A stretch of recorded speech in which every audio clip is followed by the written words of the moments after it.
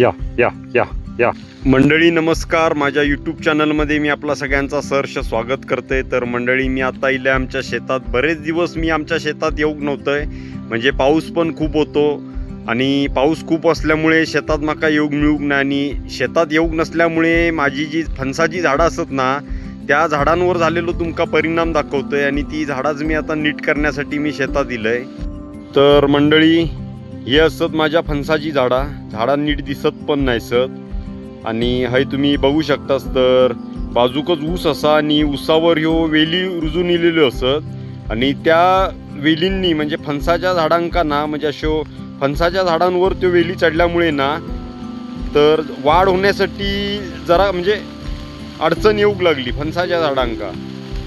तर त्यामुळे ती आता सगळी वेली मी आता सगळं काढून टाकतले. पाऊस पण आज खूप असा, पाऊस पण पडता आणि पावसातसूनच मी आता काम करू गेलोय. कारण काम करणं पण ह्या खूप महत्त्वाचा असा, कारण झाडाच दिसत नाही सर. तुमका आता झाडा दाखवतोय.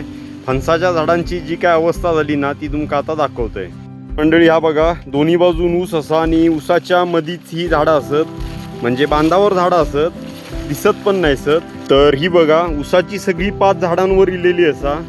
ही पुढे पण अशी झाडं असत सगळी बांधावर एकदम पुढेपर्यंत झाडं लावलेली असत आणि ती झाडं दिसत पण नाही सर. त्यामुळे आता ही जी पात असा नाही सगळी वरची काढूची असा आणि खालचा रान पण सगळा काढूचा असा. तर मंडळी झाडांका ना सूर्यप्रकाश हो व्यवस्थित लागता, कारण सूर्यप्रकाश जर असलो ना तर झाडांची उंची व्यवस्थित वाढता, त्यामुळे झाडाही मोकळी लागतात. पण आमचं कसं दोन्ही बाजून ऊस असल्यामुळे जरा झाडांका त्रास होता. तर तीच मी आता म्हणजे झाडांच्या वर जी पात इलेली असा ना, ती पात काढूसाठी आणि खालचा रान काढूसाठी मी इलय. तर आता माझा काम बघा मी कशा पद्धतीत करते आणि झाडं कशी मोकळी करते.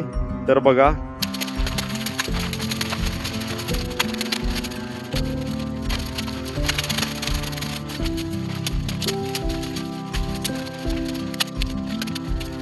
तर मंडळी आता झाडा कशी दिसतात तुम्ही बघू शकतास. ही पुढे दोन झाडं असत बघा, ह्या एक.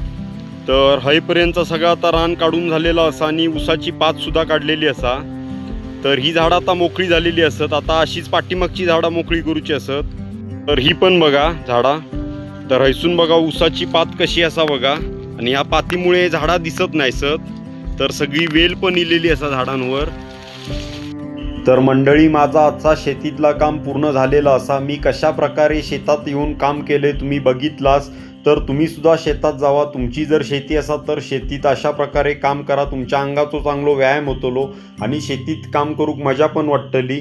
आणि तुमका तुमच्या कष्टाचा फळ देव नक्की देतलो. आणि दिल्यानंतर माझ्या चॅनलला सबस्क्राईब करा.